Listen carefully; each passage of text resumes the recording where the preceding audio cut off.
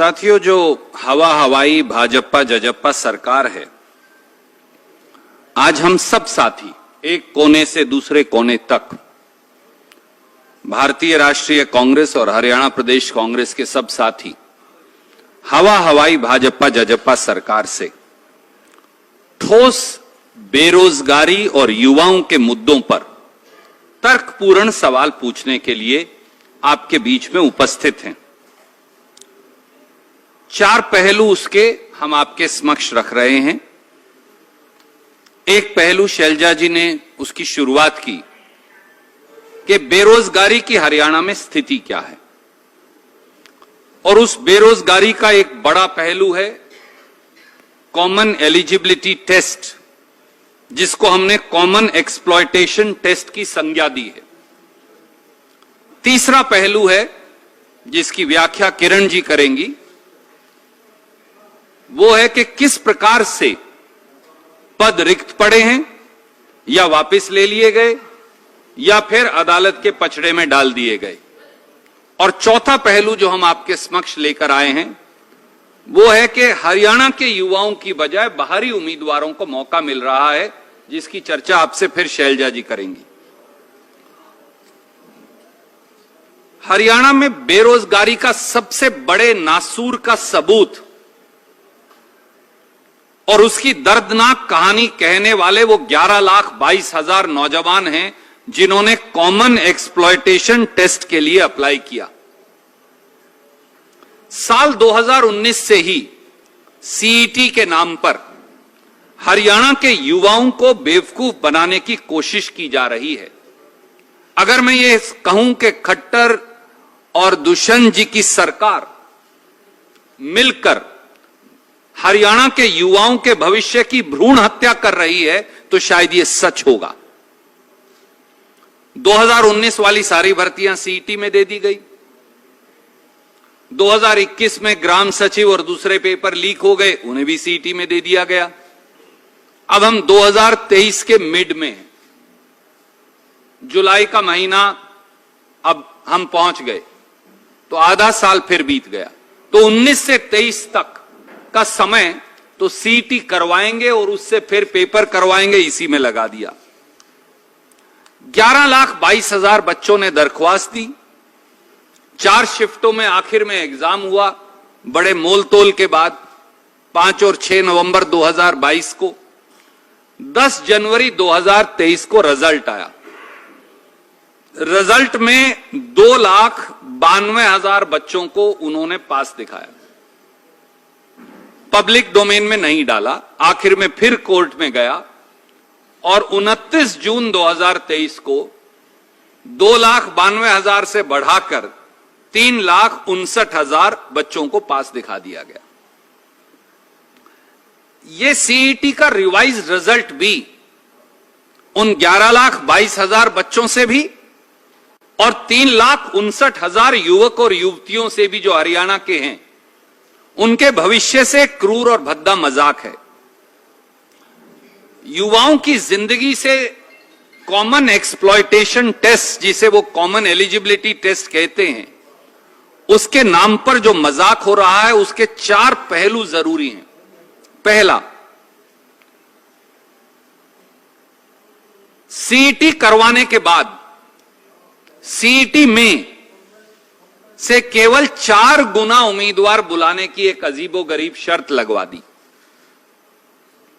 पहले सीईटी ले लिया, 3,59,000 या 60,000 बच्चे पास हो गए।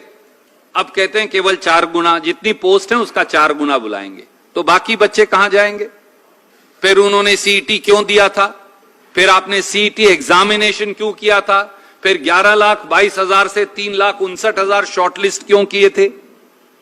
और पूरे देश की परिस्थिति क्या है, हमने ये देखने की कोशिश की। मैं ये कागज आपको भेज रहा हूं, ये उत्तर प्रदेश का है।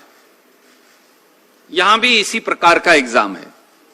15 गुना बच्चों को बुलाया जाता है जो पास होते हैं।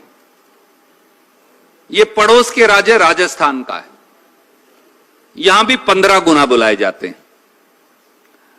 अगर आप भारत सरकार का एसएससी भी देखो, रेलवेज देखो, बैंकिंग देखो, तो 12 गुना से 20 गुना तक एलिजिबल बच्चों को बुलाया जाता है। तो यहां 4 गुना की शर्त क्यों? और बाकी के युवक और युवती जो 4 साल मेहनत करके सीईटी पास करके आए हैं, वो कहां जाएं? दूसरा पहलू, अलग अलग योग्यता वाली सारी श्रेणियों के लिए एक ही सीईटी क्यों? मैं 12वीं पास हूं, आप बीए पास हैं, आप बीटेक हैं, आप एमटेक हैं, आप जूनियर इंजीनियर का डिप्लोमा किए हैं, आपने पॉलिटेक्निक से डिप्लोमा किया है, सबके लिए एक ही कॉमन सीईटी। तो आप एमटेक से लेकर 12वीं तक सबकी योग्यता एक कॉमन एलिजिबिलिटी टेस्ट से कैसे उसका आंकलन कर सकते हैं? यह अपने आप में एक विसंगति है। आपको अलग अलग श्रेणी के लिए अलग अलग सीईटी करनी चाहिए नेचुरली। आप एमटेक का और 12वीं का मुकाबला कैसे कर सकते हैं एक सीईटी से? तीसरा पहलू, सीईटी के पेपर में महानुभाव खट्टर साहब और महानुभाव दुष्यंत चौटाला जी और उनके स्टाफ सिलेक्शन कमीशन ने 63 ग्रुप्स और 401 कैटेगरी रख रखी। ग्रुप्स क्या हैं? कोई 12वीं है जैसा मैंने बताया, कोई ग्रेजुएट है, कोई एमटेक है, कोई बीटेक है, कोई पॉलिटेक्निक है, इत्यादि इत्यादि। और कैटेगरीज क्या हैं? 401, कोई एएलएम की है, कोई जेईई की है, कोई जेएससी की है, इत्यादि इत्यादि। अब क्या करना पड़ेगा? आपने उन सब बच्चों का एक सीईटी कर दिया, तो अब आपको इनको 63 ग्रुप्स और 401 कैटेगरी में बांटना पड़ेगा। मैं तो एमटेक हूं, मैंने तो इंजीनियरिंग पोस्ट के लिए अप्लाई किया है, तो हो सकता है मैंने 2 में अप्लाई किया हो, तो आपको मेरा रिजल्ट निकालकर वहां डालना पड़ेगा। तो अब 63 ग्रुप्स और 401 कैटेगरी में इस सीईटी के कॉमन रिजल्ट को बांटना है। भैया 2019 से 2023 4.5 साल तो बच्चों के यहां लगा दिया आपने। अब इस रिजल्ट को आप 63 ग्रुप्स और 401 कैटेगरी में कैसे बांटोगे खट्टर साहब? 10 साल और लगेंगे आपको। फिर आप त्रुटियां होंगी, फिर आप पोर्टल खोलते रहना, फिर त्रुटियां होंगी, फिर पोर्टल खोलते रहना। इसी हमारे यहां कहते हैं हरियाणा में खड़ी बोली में, गधी गेड़ में डाले रखना बच्चों को, घुमाते रहना उनको, बस नौकरी नहीं देनी। चौथा हिस्सा, अनेक बच्चों ने अपने आप में रिजल्ट ही डिफेक्टिव है, अब भी जो अनाउंस किया है वो पास ही, वो चल ही नहीं सकता। बहुत सारे बच्चों ने, युवाओं ने सोशो इकोनॉमिक कैटेगरी के नंबर मांगे, उनको दिए नहीं, तो उन्होंने पोर्टल पर अप्लाई किया, भैया मुझे देने चाहिए, मैं एलिजिबल हूं। कई बच्चों ने गलती से ले लिए थे, उन्होंने कहा मेरे डिलीट कर दीजिए। जिनके हटाने चाहिए उनके हटाए नहीं, जिनके जोड़ने चाहिए उनके जोड़े नहीं। वो सब दर दर की ठोकरें खा रहे हैं। तो सीईटी चलेगा कैसे? फिर नौकरी कैसे लगेगी? पांचवां पहलू, इकोनॉमिकली वीकर सेक्शन और एक्स सर्विसमैन कैटेगरी के बच्चों को, युवाओं को जर्नल कैटेगरी में डाल दिया है। अब वो रोते फिर रहे हैं कि भैया मैं तो ईडब्ल्यूएस में आता हूं, मैं एक्स सर्विसमैन में आता हूं, मैं तो एलिजिबल ही नहीं रह जाऊंगा, मुझे रिजर्वेशन का फायदा नहीं मिलेगा, मुझे वहां डालिए। पर आपने तो रिजल्ट डिक्लेयर कर दिया। अब आप फिर पोर्टल खोलेंगे, फिर पोर्टल खोलेंगे, 10 बार तो पहले खोल चुके, तो ये रिजल्ट फाइनल कब होगा? छठा पहलू, सीईटी के प्रश्नों के जवाब ही गलत थे। आपको यह मालूम है कि आंसर की रिलीज की जाती है एचपीएससी के द्वारा भी, एचएसएससी के द्वारा भी, और कोई विद्यार्थी, कोई भी उम्मीदवार जो है वो 100 रुपया प्रति प्रश्न, इतने पैसे लेते हैं, जमा कराओ तो फिर आंसर की पर ऑब्जेक्शन दो। अब वो कह रहे हैं हमने आंसर की के ऑब्जेक्शंस का कोई फैसला ही नहीं किया। तो साहब जब आप गलत सवालों के गलत जवाब पर सीईटी ले रहे हैं तो उसके रिजल्ट के मायने क्या हैं? और इसलिए मैं ज्यादा आपको, वैसे तो पूरा पेपर मेरे पास है, पर इतनी अकलमंद सरकार है भाजपा जजपा की, उसके 4 सवाल केवल आपको पढ़कर बताता हूं। क्वेश्चन नंबर 77 था सीईटी में, निम्नलिखित में से किस खिलाड़ी ने राष्ट्रमंडल खेल 2018 में कुश्ती में कांस्य पदक जीता? ए बबीता फोगाट, 2 गीतिका जाखड़, 3 विनेश फोगाट, 4 योगेश्वर दत्त, 5 उत्तर नहीं देना चाहते। अब ये पांचों ही गलत हैं क्योंकि सही जवाब साक्षी मलिक है। अब मुझे बताओ क्या ऐसी तैसी करवाएगा कोई इसमें, और कैसे इसका नतीजा आप निकालेंगे?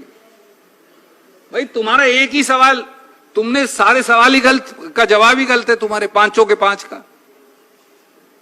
तो सही जवाब साक्षी मलिक है, उन्होंने विनेश फोगाट को टिक किया हुआ है।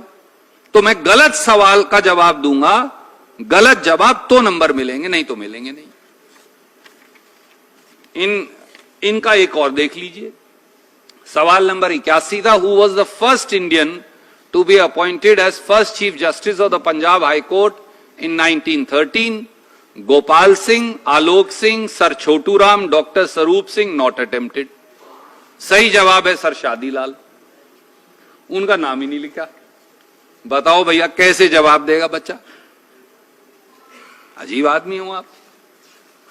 एक सवाल और मैं सैंपल के तौर पे दिखाता हूं। विश्व पर्यावरण दिवस की वर्ष 2022 की विषय वस्तु यानी थीम क्या है? स्वच्छ पर्यावास, स्वस्थ पर्यावास, सभी के लिए समावेशी विकास, अंतर का ध्यान रखें, न किसी को और न कोई स्थान पीछे छोड़ें, समावेशी विकास, सतत विकास। उत्तर नहीं देना चाहते। अब जवाब है ओनली वन अर्थ, वो इसके अंदर ही नहीं लिखा। तो क्या करेगा बच्चा भैया? क्या लिख के दोगे? कहां जाए बच्चा? वो इसके अंदर है ही नहीं, ऑप्शंस भी नहीं। एक और लास्ट में आपको पढ़ देता हूं। महाभारत में हरियाणा को डैश कहा गया है? बहुधनक, जय संहिता, हरिधाम, कृषिधाम। उत्तर नहीं देना चाहते।